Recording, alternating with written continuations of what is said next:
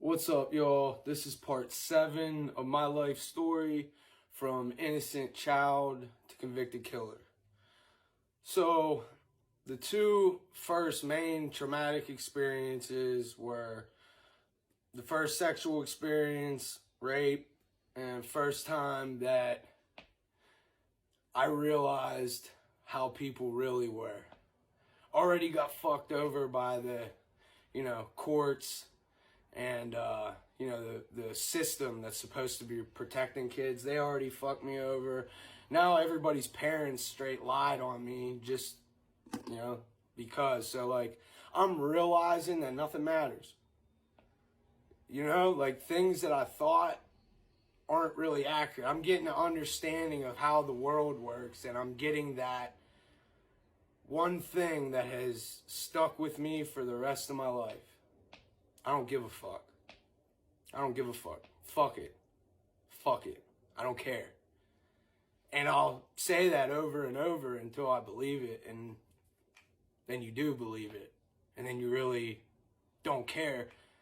But on the inside, you're just bottling everything up and you're fucking destroying yourself. You do care. It's just like how you lie to other people, you can lie to yourself. We lie to ourselves more than anyone, for real. But yeah, so them two things are out, and I'm in 5th grade now. I'm also getting addicted to playing with myself. Like, that sexual experience opened it up. I'll never forget, because that feeling was a really good feeling. But then it turned immediately after into bad. But I wanted that good feeling again. And, this is right when the internet is actually like the internet. You know what I mean? Like fucking, there's no social media. There's no none of that. But porn sites are like, that's the new thing. You feel me? And you just got unlimited fucking porn. And yeah, I got addicted to porn for sure. I mean, there was times where, and mind you, I'm in 5th grade, like, I'm cashing checks fucking at least three times a day. At least.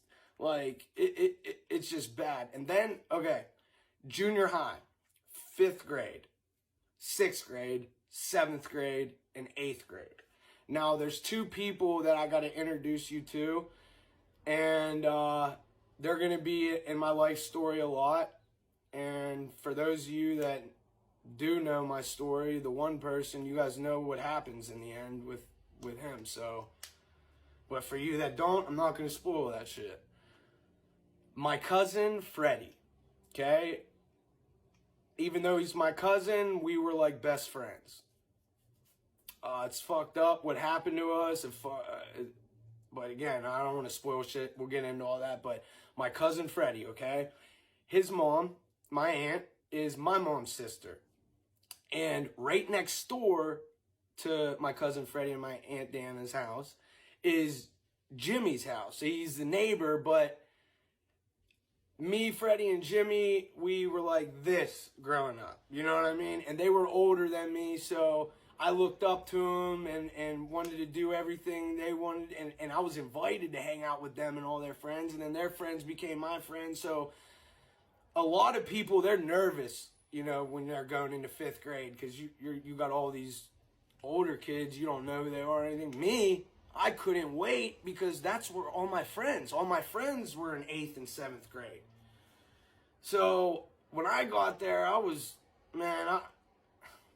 doing everything they were doing. So I was in 5th grade, but I was living like I was in 8th grade.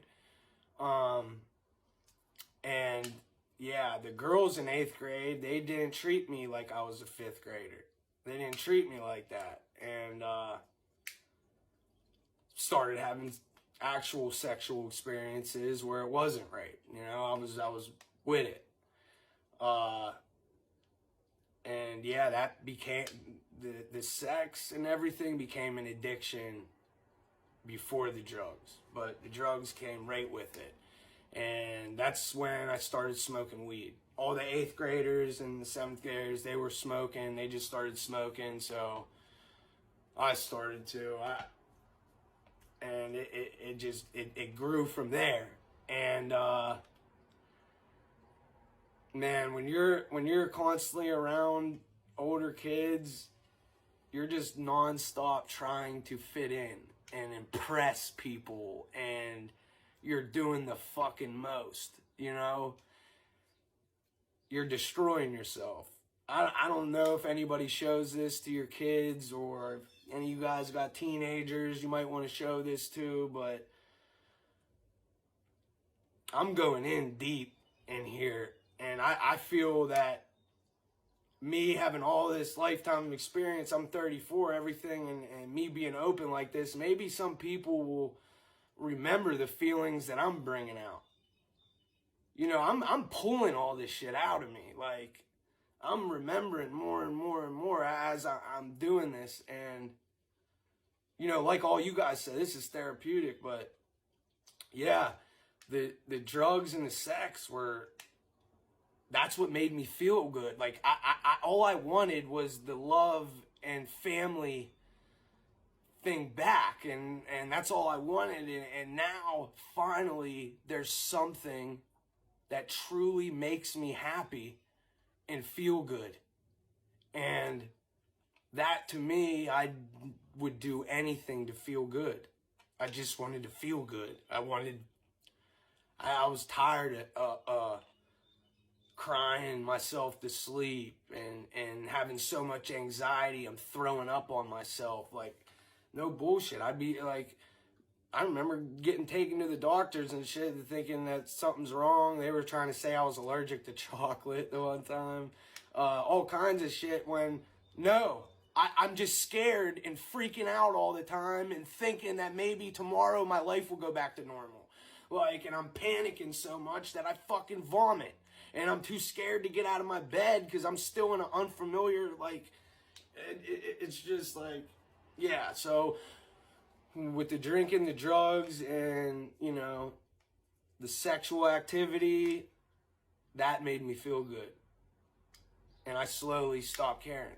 But my cousin Freddie and Jimmy, them two were the ones that got me to do everything first. You know, I smoked weed the first time with them, did pills, popped pills and shit the first time with them, and the first time I ever did heroin, it was Freddie and Jimmy that got me to do it at a party. That's later down the road, but, you know, I'm filling you guys in. I'm going to have to give some names so you guys can follow along with what I'm talking about, but remember them names, my cousin Freddie and Jimmy, because they play a big role in all this shit.